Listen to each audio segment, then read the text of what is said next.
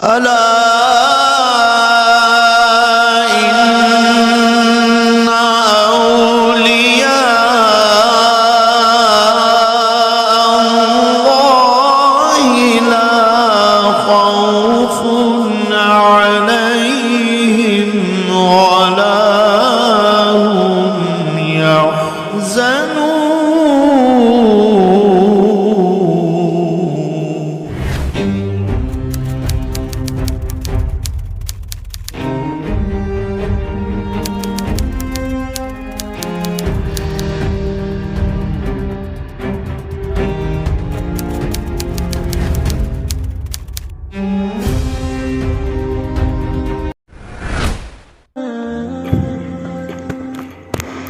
Pada abad 17 hingga 18 Masehi, komunitas umat Islam dari Indonesia yang melaksanakan ibadah haji dan kemudian dilanjutkan dengan bermukim di Arab Saudi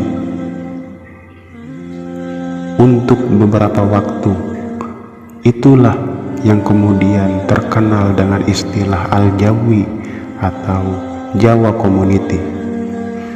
Hubungan yang sudah lama terjalin baik antara Arab Saudi dengan orang-orang Nusantara dirintis sejak zaman Raja Sriwijaya dan Sri Indrawarman melalui surat yang dikirim kepada Khalifah dinasti Umayyah Umar bin Abdul Aziz.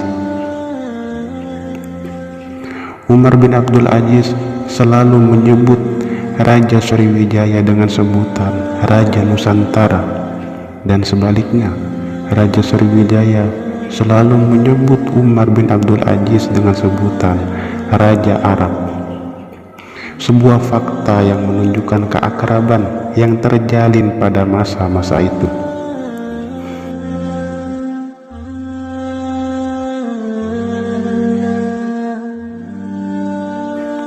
Pada abad 8 Masehi, hubungan ini kian akrab setelah Iskandar Shah, raja saat itu, memeluk agama Islam. Kondisi ini semakin membawa pengaruh baik secara signifikan yang dilanjutkan pada masa kerajaan Aceh di abad 17 Masehi. Pertautan intelektual antara ulama-ulama Arab Saudi saat itu dengan kaum terpelajar Nusantara mulai terjadi pada masa Abdur Rauf Al-Sinkili, Yusuf Al-Makassari, dan Al-Raniri membentuk lingkaran komunitas Jawi atau Ashab Al-Jawiyin dengan ulama Makkah yang mengajar mereka dan kemudian bertanggung jawab dalam mendiseminasikan pemikiran Islam yang berkembang di Makkah pada masa itu ke Nusantara.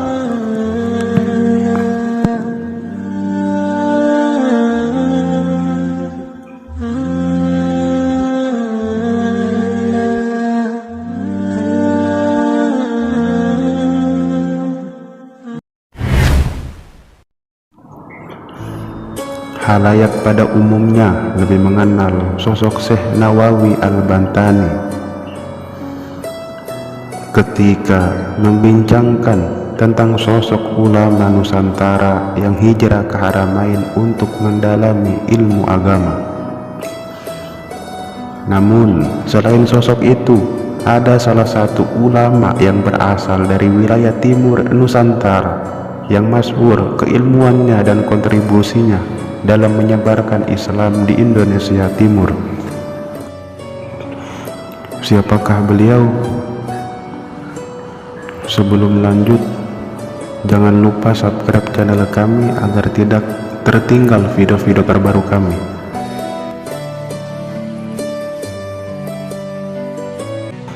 Beliau adalah Syekh Abdul Ghani Al-Bimawi bin Subuh bin Ismail bin Syekh Abdul Karim. Wafat 1270 Hijriah, dimakamkan di Ma'la, Makkah. Ayahnya Syekh Subuh diangkat menjadi imam oleh Sultan Auluddin Muhammad Shah di Kesultanan Bima, Nusa Tenggara Barat. kedekatan dengan Sultan Bima sejak kakek buyutnya, yakni Syekh Abdul Karim yang berasal dari Mekkah kelahiran Baghdad. Ia merupakan pelita dari wilayah timur Indonesia yang menjadi sumber sanad keilmuan ulama-ulama Nusantara, khususnya di tanah NTB. Awalnya Syekh Abdul Karim di Aceh, Banten, dan Sumbawa untuk mencari saudaranya. Di Pulau Lombok Utara, Syekh Abdul Karim mengajar masyarakat dengan istilah waktu telok, yang berarti waktu 3, yang sampai saat ini masih terkenal baik oleh masyarakat Pulau Lombok. Ketika singgah di Pulau Sumbawa, akhirnya sampai di Dompu. Sultan Dompu mengaguminya dan menikahkan putrinya dengan Syekh Abdul Karim. Syekh Abdul Ghani juga menikah dengan putri Raja Dompu, sekaligus keturunan dari Syekh Nuruddin Al-Maghribi yang terkenal dengan Qara'a Pidu, dan keturunannya dikenal dengan sebutan Rumah Sehe atau dalam bahasa Indonesia yang berarti Tuan Syekh.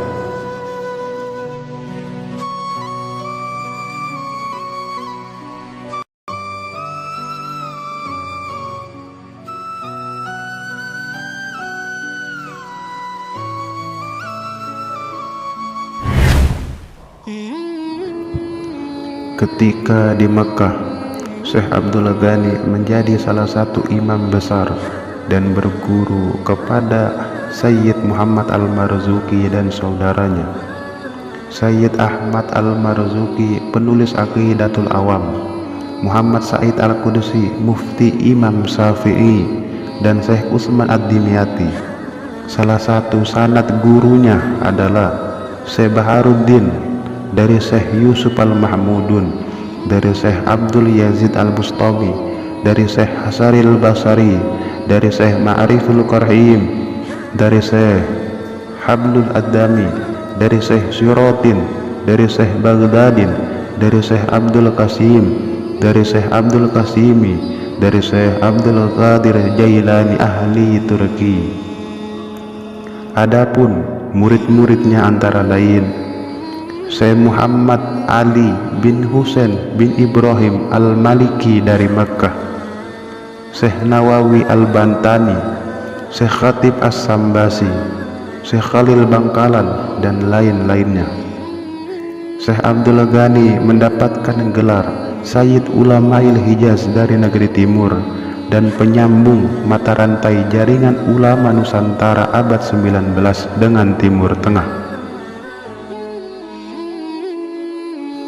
Beberapa ulama Sumbawa lainnya adalah Syekh Umar bin Abdur Rasyid As-Sumbawi dan Syekh Muhammad Ali bin Abdur Rasyid bin Abdullah Al-Qadhi.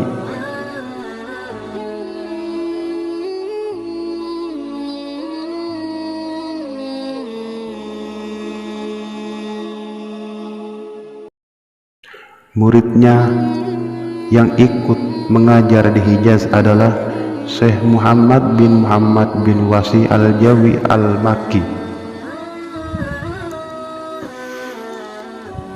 Faktanya, ulama dan pesantren di Nusa Tenggara Barat memiliki hubungan yang sangat dekat dan menjadi simpul utama jejaring ulama terkoneksi dengan jejaring ulama di Jawa, Bali, dan Sulawesi. Simpul-simpul utama tersebutlah yang menopang jejaring kebangsaan dan keulamaan Indonesia. Dari ulama-ulama inilah jejaring ulama di banyak daerah dapat berdiri tegak dan kokoh serta memiliki semangat kebangsaan yang sama. Halakoh-halakoh di Makkah menjadi melting pot, tempat penggodokan ulama yang kemudian ditransmisikan ke daerahnya masing-masing, menjadi institusi dan jejaring dalam kelompok yang lebih besar yang nantinya menopang pergerakan nasional berdirinya negara Indonesia. Sehingga keilmuan ulama-ulama saat ini yang tersebar di Indonesia tidak lepas dari kontribusi ulama Al-Jawi yang mampu mengkader ulama-ulama Indonesia untuk memaku nilai-nilai keislaman yang memiliki sanad dan jejaring keilmuan yang jelas. Jadi Islam tidak hanya hadir secara kebetulan di tanah Indonesia, namun usaha sadar ulama terdahulu yang mampu menghantarkan Islam telah jaya di tanah Indonesia dengan menggunakan pendekatan yang baik dan tidak mengundang konflik. Islam yang tidak membahas perbedaan. Wallahu a'lam.